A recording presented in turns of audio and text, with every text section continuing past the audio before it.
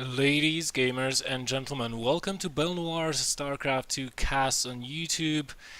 This time we have a PvT for you between my Insanity's Stardust and Xenocider from Team Evil Geniuses. Let's jump straight in. So the map is going to be as I enable the music to make things a little bit more interesting. There we go, isn't that nice? The map is going to be bel'shire Vestige, and this is taken from the European ladder. We see my Insanity's Stardust wearing red colors here in the top, playing his race, the Protoss. And his opponent is going to be the blue Terran in the lower right location. It is none other than Evil Genius's Xenocider. There probably was a pause here right now, and everything is okay at the moment, and the game is resuming. Regarding the PvT matchup as of late, if we talk about the current sort of like standard metagame,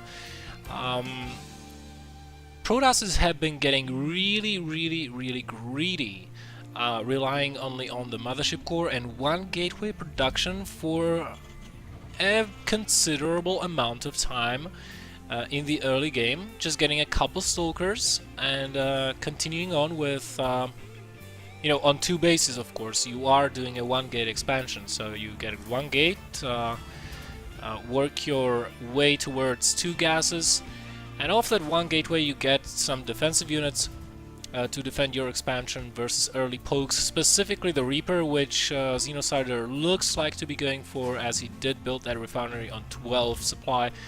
And then as a Protoss you continue to get a Robo, a single Forge, and get a Twilight Council pretty early, and just use the Robo for like 4 to 5 observers, position them around the map so that you have complete knowledge and awareness of what your opponent is doing. And meanwhile, you work yourself up towards a Templar Archives, get that +1 armor rolling really fast, get Charge, Storm, and just go with a really powerful charge lot gateway army.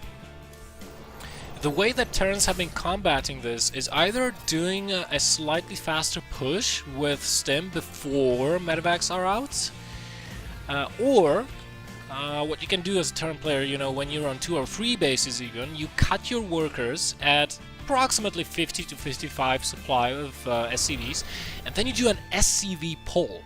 Now, if you play your cards right, we have seen players like Innovation do this all the time. He's one of the expert TVP players, expert SCV pullers. If you do a good pull with the right amount of units and position your army well during the engagement, you can just kill the Protoss player just like that, straight up.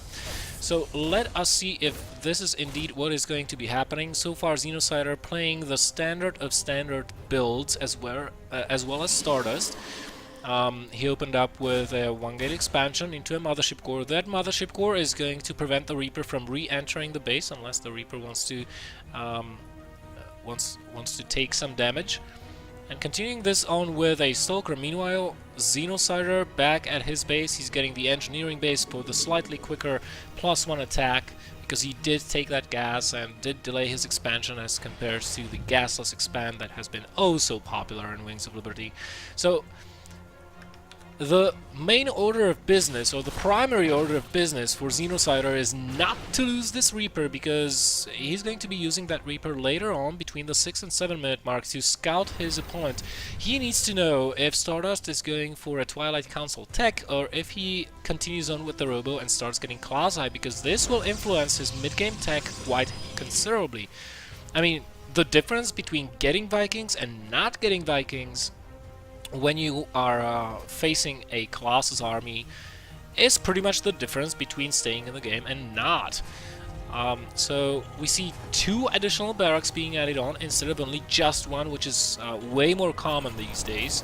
and a factory for Xenocider to prepare himself to start getting his medevacs out. Tech lab being added onto that second barracks as well for stim research. Meanwhile, Stardust, he's getting 2 additional gases. Notice that he is still only on 1 gate. He's going for those observers, so I'm really expecting that Twilight Council tech to start building really soon here. The Reaper does get killed off. Let's see what Xenocider saw from that base. Yeah, this should give him enough information about what Stardust is doing here, because he didn't see any additional gateways. Of course, there could be hidden pylons around this area and hidden gateways that he did not see, so he will have to scan just to confirm, or maybe just do a little bit of a poke. If we see the unit counts, only 3 stalkers, no additional gateways so far, and Stardust, well, he does have the observer just about now entering the turn base. The timer shows 7 minutes 45 seconds, so a good scouting time for Stardust. He sees no Widow mines are going to be threatening him in a reasonable amount of time here, or in the near future, as he did see that starport and the reactor on the factory going up. And right now, what he needs to do really is just keep an eye on the units of his opponent. He needs to know if he's going to be moving out or not. But yeah, so far he's just keeping this observer inside the base, keeping an eye on the infrastructure, and we see that Stardust in fact is going to be going with Colossi. The Twilight Council is down, however, and the +1 armor is researching, so I'm a little bit perplexed. Maybe Stardust wants to go for Colossi. There we go, and just continue that +1 armor into a quick +2 and make a very quick transition into a very heavy Zealot army. No, he's going to go with the complete standard of standards, not going to risk it, not going to risk such a quick transition. So getting Blink, and he's going to be playing Blink Colossus, using the Blink Stalkers to defend the Colossus from Vikings. And this is the time when Stardust pretty much has to start ramping up his army count. His army is only at 27 supply. He needs to start getting a little bit more sentries. But the move out from Xenocider is already here. Xeno has to be really careful. Photon overcharge initiated onto the Nexus, and Xenocider is pulling back. Probably will be checking for when this third base goes down, as he is just about to take his own. So nice moves from both players here. Oh, this is not a fight Xeno wants to take. Guardian Shield pops, and Xenocider is pulling back, but only just ever so slightly, splitting his units. And it looks like he might threaten Stardust's position right there, but no, just going to focus on denying, or delaying rather, this third base from coming up, as he does start his Viking production. The number of medevacs he's got in the game so far is 4. For the time being, it is quite sufficient for the amount of ground units he's got. And Blink is almost done for Stardust. He's adding on 2 additional gateways, unable to take that third expansion just quite yet. Xenocider moving it yet again. This time Stardust is a little bit more conservative with his force field energy. He only has 1 sentry, and he will need that for Guardian Shield or more force fields later on. Finally, the third base gets planted there by Stardust, as Xenocider almost has his done. Only 20 seconds remaining on that.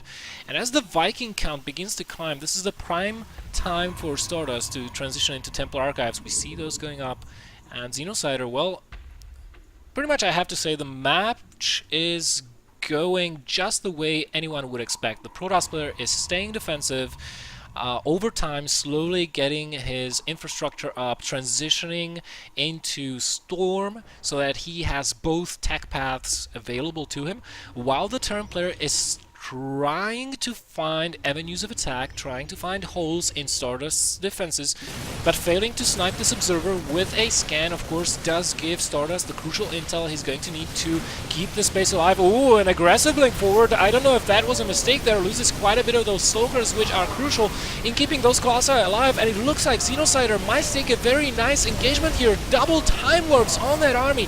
Those Colossi still alive. Vikings all have been killed off miraculously. I don't know how that happened, but right now only 2 Colossi remaining. Xenocider pushing forward. He's losing a lot of units in the process, though. Can he do this? No. A Warping of Zealots chases that army away, forces Xenocider to back off for the time being, but killing 2 Colossi and almost the entirety of the army of Stardust. That's a huge deal. Xenocider right now, he does have the 3rd base. Couple of Zealots trying to kill some SCVs over here. Have been successful moderately, killing 5 of them, so that's a good sign there. But Xenocider, I think he's in a position where he can just continue to be constantly on the offensive here right now. Sniping that Mothership Core, also a huge deal. A little bit of a misstep there by Stardust, because he is going to...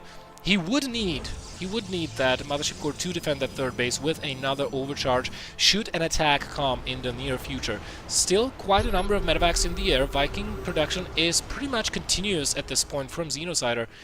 And he's adding on a 2nd engineering bay. He's got an armory already finished, so he'll be moving into 2-2.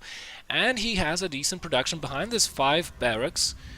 Well, Stardust... He does have Archons, so the Storm is not even being researched, so, well, is he just going to try to hold on with just pure Gateway Colossus Archon army here? This might work, but as Xenocider does start to add on, starts adding on Ghosts into his composition, there we go, Ghost Academy just now started, is going to pose a little bit of a problem for Stardust if all he has are Archons. So Storm Research just now started. Xenocider trying to go for another attack here. This is the perfect of perfect positions for the Vikings, and really nice job by Xenocider blinding Stardust to his army movements, sniping every single observer. But unfortunately, Stardust has quite a lot of those observers, spots those 3 medevacs, and this forces him to move almost the entirety of the army to the main base. A couple of High Templars here, probably going to be used for feedback or later on for a Storm, as that is not yet finished. Xenocider doesn't know about this army here, but 3 medevacs worth of units is going to be more than enough to cause Stardust quite a bit of a headache. At the same time, the Colossus has been killed off here by these Vikings.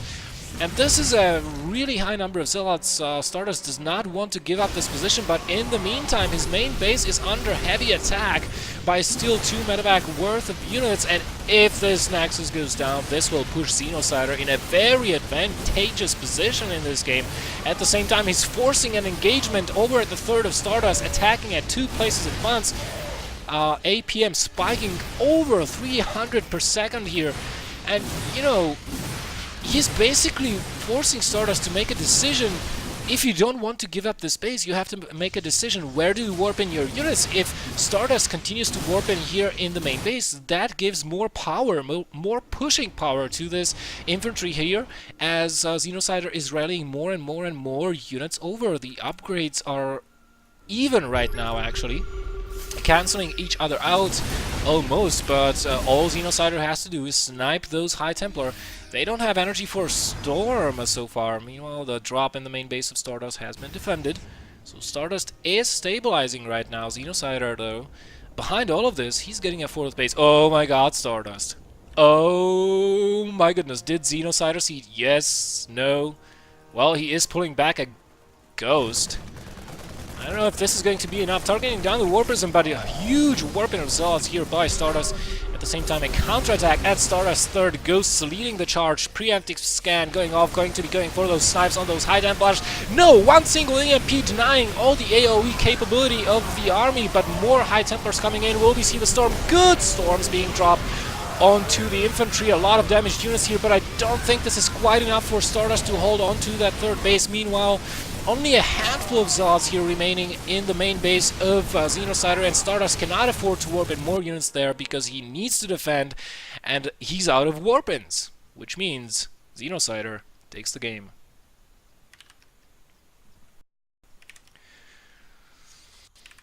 Thank you very much for watching, guys. My name is bel'shire, and if you like the video, please comment, subscribe, like the video, or even share it. You would make my day if you did, and more to come your way very soon. Cheers.